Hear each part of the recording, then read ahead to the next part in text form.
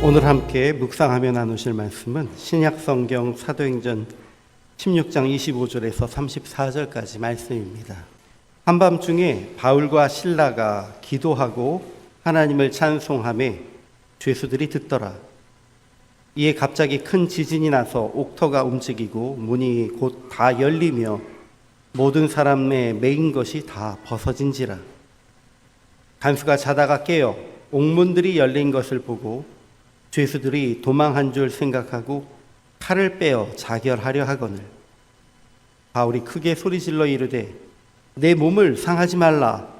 우리가 다 여기 있노라 하니 간수가 등불을 달라고 하여 뛰어들어가 무서워 떨며 바울과 실라 앞에 엎드리고 그들을 데리고 나가 이르되 선생들이여 내가 어떻게 하여야 구원을 받으리이까 하거늘 이르되 주 예수를 믿으라. 그리하면 너와 내 집이 구원을 받으리라 하고 주의 말씀을 그 사람과 그 집에 있는 모든 사람에게 전하더라. 그 밤 그 시각에 간수가 그들을 데려다가 그 맞은 자리를 씻어주고 자기와 그 온 가족이 다 세례를 받은 후 그들을 데리고 자기 집에 올라가서 음식을 차려주고 그와 온 집안이 하나님을 믿음으로 크게 기뻐하니라. 아멘. 제가 오늘 말씀을 준비하면서 굉장히 조심하고 주의했습니다. 그것은 무슨 말씀이냐면 오늘 이곳에 앉아 계시는 분 한 50분 정도 되시지만 저희 안에도 정치적인 견해는 서로 다르신 분들이 계시기 때문이에요. 그렇죠? 그렇다고 해서 항상 보면서 즐겁게 인사하시고 항상 주님 앞에 사랑으로 나누시던 우리가 정치적 견해가 다르다는 의미로 그런 이유로 서로 얼굴 붉히거나 다투면 안 되는 일 아니겠습니까? 주님 앞에 옳지 않은 일입니다. 이것은 진리의 문제가 아니고 정치적 견해의 문제라고 저는 생각을 하고요. 개인적으로 저도 정치적 견해가 있겠지요. 하지만 주님 앞에서 저는 성경 말씀에 근거해서만 말씀을 전하려고 노력을 합니다. 근데요, 문제는 하필이면 또 왕들 얘기가 나오는 본문들이에요. 요새 본문들이요. 그래서 11월 달 초에 하나님과 관계없는 왕이라는 제목으로 말씀 전했던 적이 있거든요. 기억하십니까? 그날도 하필이면 어떤 주중에 정치적인 어떤 메시지가 있는 주간이어서 제가 아주 굉장히 조심스럽게 말씀을 전했던 적이 있는데 그 말씀을 여러분들 꼭 기억하고 넘어가 주시면 좋겠습니다. 우리 그리스도인들은요, 복종할 대상이 아닌 권세에게는, 즉 하나님과 관계없이 하나님의 권세를 인정하지 않고 또 사람들의 의견에 귀를 기울이지 않는 그러한 권세를 향해서는 하나님의 뜻을 전하는 자가 되어야 된다고 말씀드렸고요. 그러면서 새로운 합당한 지도자를 세워주시기를 간절히 소망하고 기도하는 가운데 미리 다음 세대를 준비하는 자들이 되어야 한다고 말씀드렸습니다. 그러면서도 그 어떤 불의한 권세가 최악으로 치닫지 않기 위해서는 권력자 곁에서 그 권력자를 보호하는 것이 아니고 하나님의 백성들 또 주님의 뜻을 바로 세우기 위해 보호하는 역할을 감당해야 하는 이들이 있다고 말씀을 드렸습니다. 이 부분 여러분들 좀 기억을 해주시면 좋겠고요. 저희도 이러한 부분들에 근거해서 기도하며 나가면 좋겠습니다. 어쨌든 오늘 본문도 지난번처럼 이미 한 석 달 전쯤에 정해진 본문이었기 때문에 제가 본문을 어떻게 말씀드려야 할 것인지 심히 고민을 했습니다. 그렇지만 여러분들 혹시라도 이 본문 속에서 이번 주간 우리가 겪었던 일들에 대한 어떤 시사점이 주어진다면 그것은 제가 의도적으로 선택해서 말씀드리는 것이 아니고 하나님께서 우리에게 이 혼란에 빠진 나라를 위해 어떻게 대처하면 좋을까 미리 알고 기도하도록 준비하도록 주신 은혜라고 기억하시고 받으시면 좋겠습니다. 그냥 오늘 말씀을 제가 처음에 시작하면서 한마디로 요약하면 이렇습니다. 그리스도인들은 주님 안에서 모두가 상생하는 사회를 만들기 위해 애써야 합니다. 그리고 우리는 이렇게 상생을 위해서 일하고 노력할 수 있는 지도자가 세워지도록 기도드려야 합니다. 이것이 오늘 제가 본문 말씀을 통해서 전하고자 하는 핵심입니다. 사실 상생이라는 말과 상극이라는 말은 동양 철학에서 나온 얘기죠. 다 아시다시피 이제 동양 철학 도가에서 이야기하는 음양오행설의 이야기에 근거해서 상생하는 것이 있고 상극인 것이 있습니다. 그래서 상생이라고 하면 서로가 함께 있으면 서로 살고 서로 이렇게 잘 발달이 될 수 있는 것인데, 상극이면 상대와 상대가 서로 죽이는 것이 된다는 얘기를 해요. 그래서 죄송하지만 여기 아직 신앙생활 전에, 결혼하기 전에 이런 음양오행설에 따라서 혹시라도 사주팔자라든가 이런 걸 보신 분들이 있으시다면 그 얘기를 들으셨을 거예요. 두 사람 상극이야, 만나면 안 돼, 서로 죽어, 뭐 이런 얘기들. 이런 것들이 이제 동양에서는 음양오행에 따라서 이야기하고요. 성경에서도 보면 상극인 사람들이 분명히 있습니다. 서로 성격이 맞지 않고 또 서로가 서로를 향해서 네가 죽지 않으면 내가 죽어야 돼 라는 관계 속에 있는 그런 상극의 관계 속에 있는 사람이 있습니다. 그런데 원수와 같아서 서로 상극일 수밖에 없는데 상생하자고 하는 그런 의견들, 그런 행동들을 하는 사람들이 그리스도인들입니다. 그것이 오늘 우리가 읽었던 본문 속에 기록되어 있습니다. 자, 여러분, 상극의 다른 말은 천적이에요. 그러니까 무슨 얘기냐면 그 사람 앞에 가면 고양이 앞에 쥐처럼 아무것도 할 수 없는, 능력이 없는 존재가 된다는 얘기입니다. 그 상극과 같은, 고양이와 쥐 같은 존재 중에 한 사람이 간수와 그 관수가 데리고 있는 범죄자죠. 감옥에 갇혀 있는. 오늘 저희가 읽었던 본문에는 간수가 있었습니다. 그리고 범죄자로 갇혀 있는 바울과 실라가 있습니다. 빌립보라고 하는 지역은요, 이제 터키에서, 지금 현재 터키에서 그리스 지역으로 좀 넘어가면 북부 지역입니다. 아테네라든가 또 고린도라든가 이런 지역은 그리스의 남부 지역에 속해 있는데, 빌립보는 그리스의 가장 북부 지역, 예전에는 마케도니아에 포함되어 있던 지역입니다. 이름 자체가 빌립보라고 하는 얘기는 필리포스라는 이야기고요. 알렉산더 대왕의 아버지였던 필리포스 2세의 이름을 딴 도시라서 빌립보입니다. 자, 이곳에서 사도 바울이 처음 가서 복음을 전하고 있었는데 어떤 일이 있었습니까? 복음을 전하는데 길가에 돈 버는 사람이 있습니다. 돈을 버는데 자기의 능력으로 버는 게 아니고 한 여자가 귀신이 들렸습니다. 그리고 그 귀신 들린 여자가 점을 쳐서 그 점이 용하니까 돈을 버는 겁니다. 우리가 흔히 알듯이 동자귀신, 장군귀신, 뭐 이런 귀신들을 데리고 점을 보는 사람들을 이야기합니다. 이 귀신에 들려 점을 치던 여인이 사도 바울과 실라를 쫓아다니면서 뒤에서 얘기했다는 거죠. 난 당신들이 누군지 알아. 당신은 거룩하신 하나님의 종이고 그리스도를 전하는 사람들이야 라고 하면서 떠들고 다니니까 사도 바울이 너무너무 귀찮기도 하고 그 여자가 불쌍하기도 해서 그에게 잡혀있던 귀신을 내쫓고 자유케 해주었습니다. 근데 문제는 이거죠. 그 여자가 귀신에서 벗어나면 더 이상 점을 칠 수가 없잖아요. 그러니까 여기에 부자들, 그 여자를 자기의 점치는 사람으로 데리고 있던 그 부자들이 사도 바울과 실라를 고발했습니다. 우리가 받지도 못할 이상한 이야기를 이렇게 합니다 라고 하면서 사도 바울과 실라는 그들의 고소에 의해서 감옥에 갇히고 말았습니다. 관리들이 사도 바울과 실라를 가둘 때에 그냥 가둔 것이 아니고 채찍으로 때리고 그들을 조롱하고 가두었습니다. 그런데도 바울과 실라는 오간에서 슬퍼하거나 좌절하지 않고 하나님을 향해 찬양을 드렸다라고 기록되어 있습니다. 근데 그때 일어난 갑작스러운 지진으로 옥토가 움직이면서 문이 다 열렸고요. 모든 사람의 매인 것이 다 벗어졌다라는 것이 오늘 성경에 나옵니다.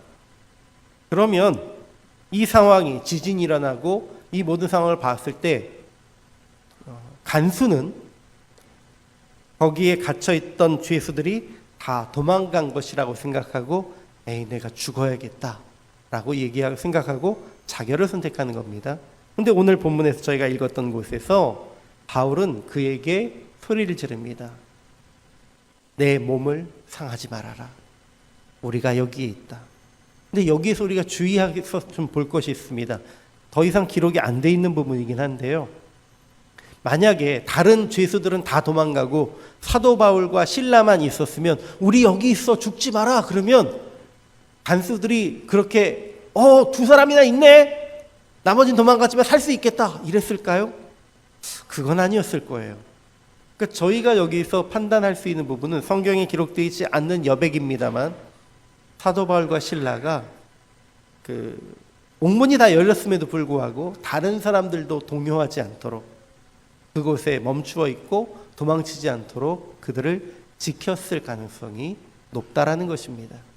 그러니까 그 상황들을 다 보고 깜짝 놀라는 거죠.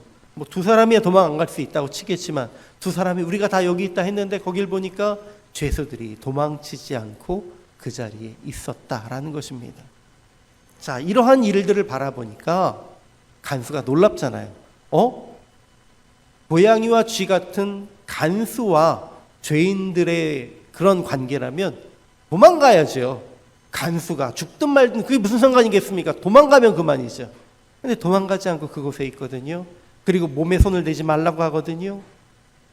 그러니까 깜짝 놀라서 그 앞에 엎드릴 수밖에 없는 것이죠. 그리고 무엇이라고 얘기합니까? 내가 어떻게 해야 구원을 받을 수 있겠습니까?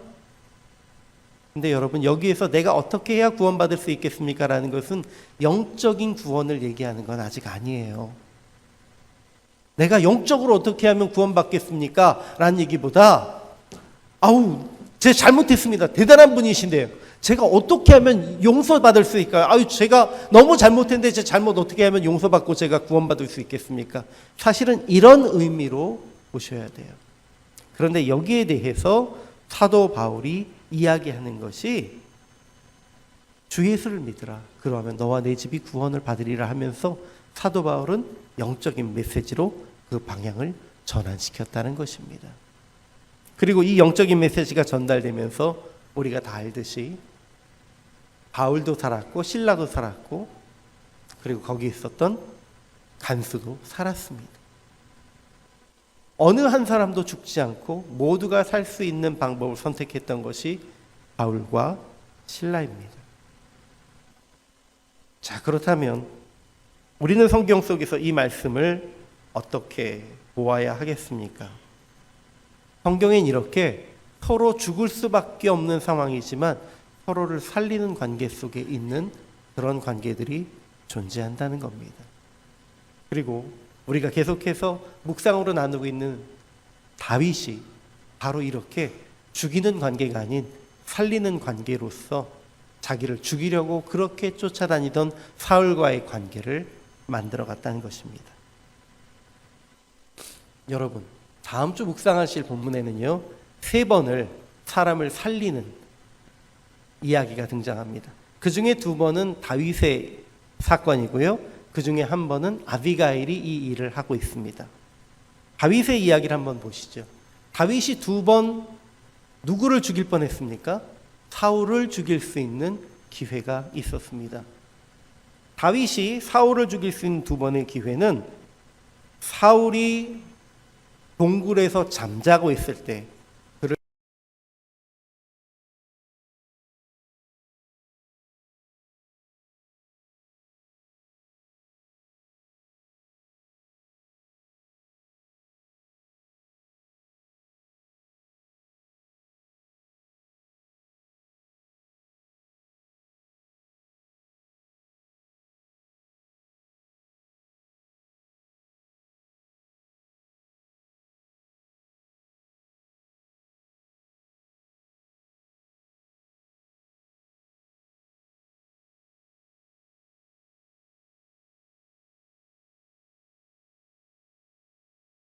자기도 살고 사울도 사는 방법을 선택했습니다.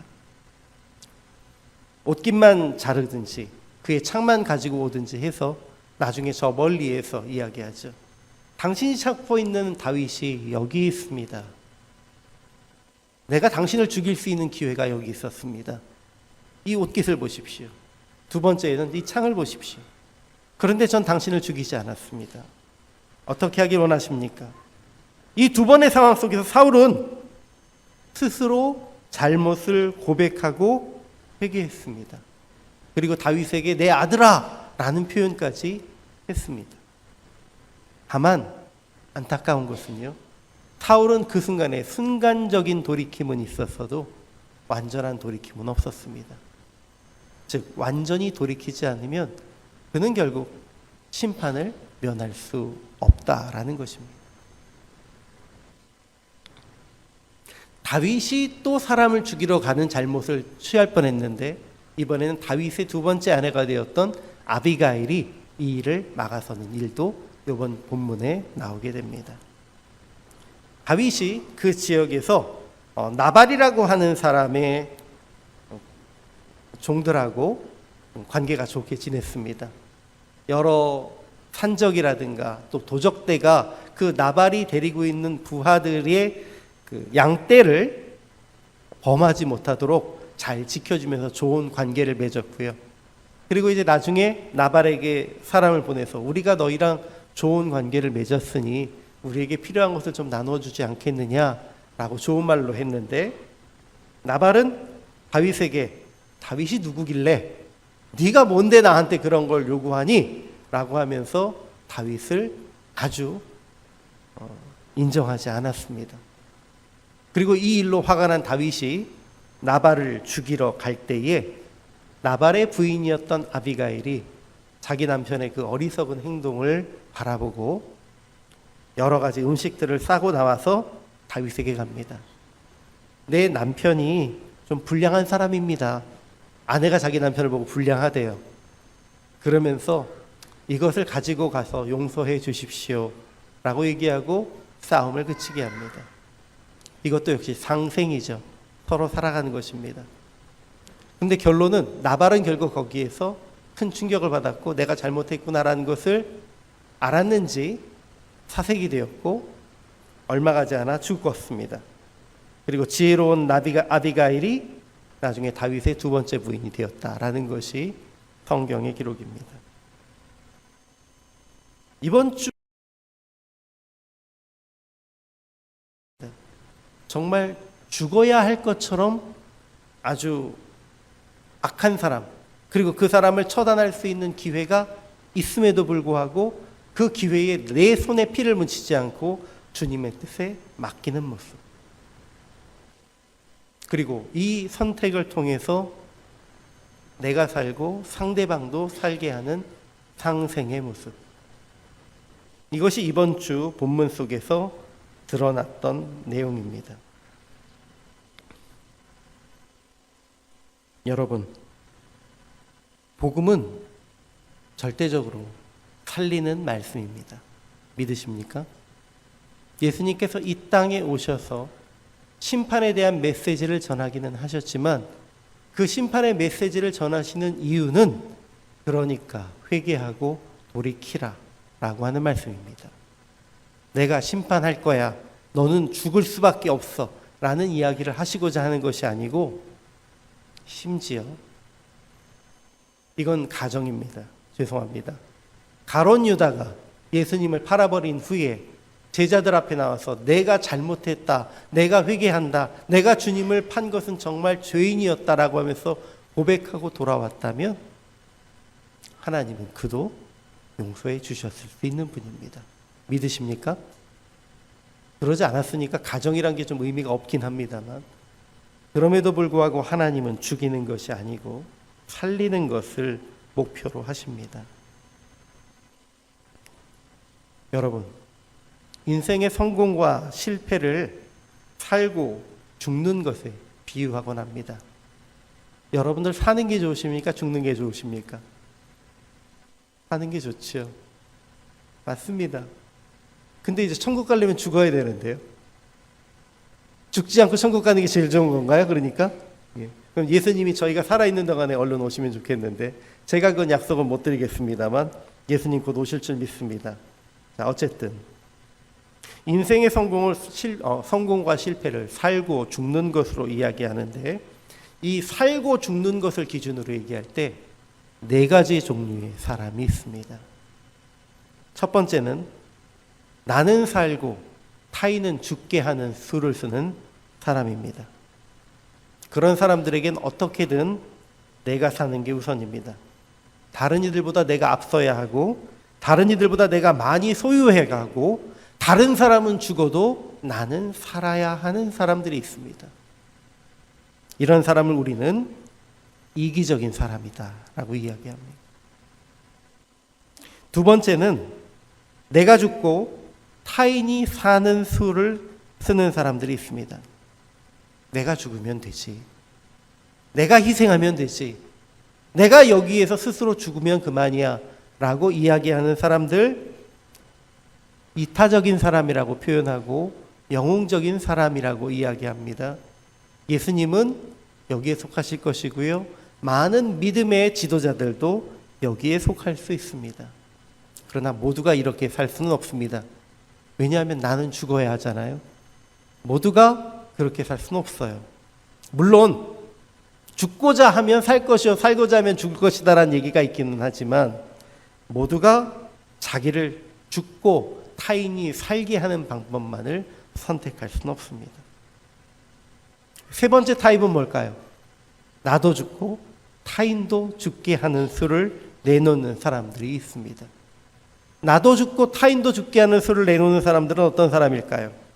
자기 스스로 말할 때는 난 똑똑해. 이렇게 하면 내가 살 수 있을 거야.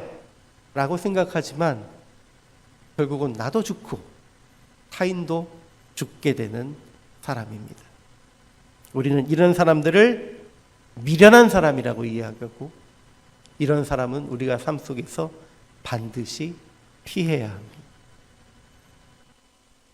마지막으로 나와 타인이 모두 사는 수를 쓰는 사람이 있습니다. 여러분들은 어떤 쪽이 좋으십니까? 나도 살고 타인도 살길 원하십니까? 타인은 살리고 나는 죽길 원하십니까? 아주 극단적인 상황이 아니라면 그리스도인들은 나도 살고 타인도 살 수 있는 방법으로 나아갔으면 좋겠습니다. 그런데 나와 타인을 모두 살리는 사람들에게 배어있는 가장 공통적인 특징은요, 자기를 낮추고 상대방을 높여주는 겸손이 몸에 배어있는 사람이란 것입니다. 말과 행동을 통해서 상대방을 감동시킬 수 있는 사람이 나와 타인을 모두 살리는 방법입니다. 죄송하지만 자기의 삶 속에 거만함과 자기중심주의가 가득 차 있는 사람은 내가 살고 타인이 죽는 수를 쓰든지 내가 사는 수라고 생각했는데 나도 죽고 타인도 죽는 수를 쓰는 경우가 대다수입니다. 나도 타인도 모두 살기를 원하는 사람들은 자기 자신을 희생하는 듯 하지만 그로 인해서 오히려 자기도 높아지고 성공할 수 있게 됩니다. 우리는 이런 사람을 지혜로운 사람이라고 이야기합니다. 지난 한 주간 우리는 여러 가지 모습들을 많이 보았습니다. 그리고 나와 타인이 모두 사는 수를 쓰지는 못했구나 라는 생각을 하게 됐습니다. 여러 가지 판단의 기준이 있겠습니다만 주님 안에서 우리는 이 시대를 살아가는 그리스도인으로서 타인에 대해서 무엇이라고 얘기하기 전에 먼저 나 자신을 돌아봐야 할 줄 믿습니다. 그래서 여러분, 세상이 어떻게 살아가든 우리는 제일 먼저는 나도 살고 타인도 살 수 있는 그런 상생하는 자로 살아갈 수 있길 원합니다. 이걸 위해서는 내 것을 내려놓고 양보할 줄도 알고 나를 겸손하게 내려놓고 상대방을 높여줄 줄도 아는 것이 필요합니다.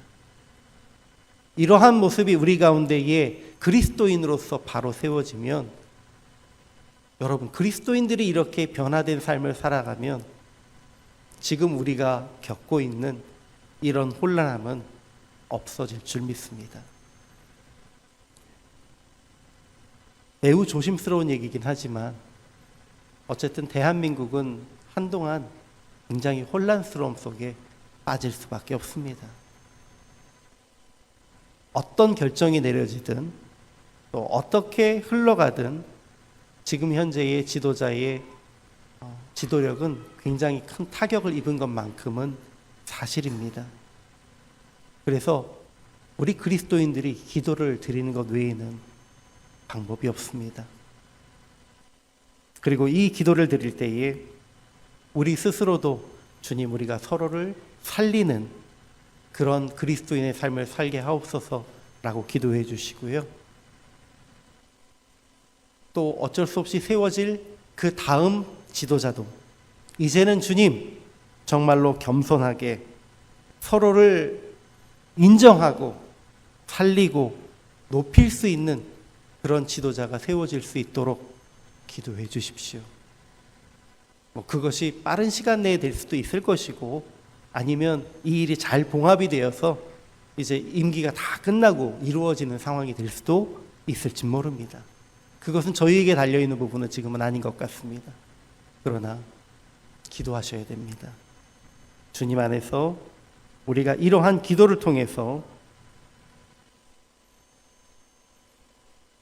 우리 그리스도인들이 주님께서 많은 피를 흘려 세우신 하나님의 나라를, 대한민국이라는 나라를 잘 이끌어 주실 수 있도록, 주님의 손에서 놓아지지 않을 수 있도록 여러분 기도해 주십시오. 우리는 서로의 견해를 내려놓고 함께 기도하는 교회가 될 수 있기를 소망합니다.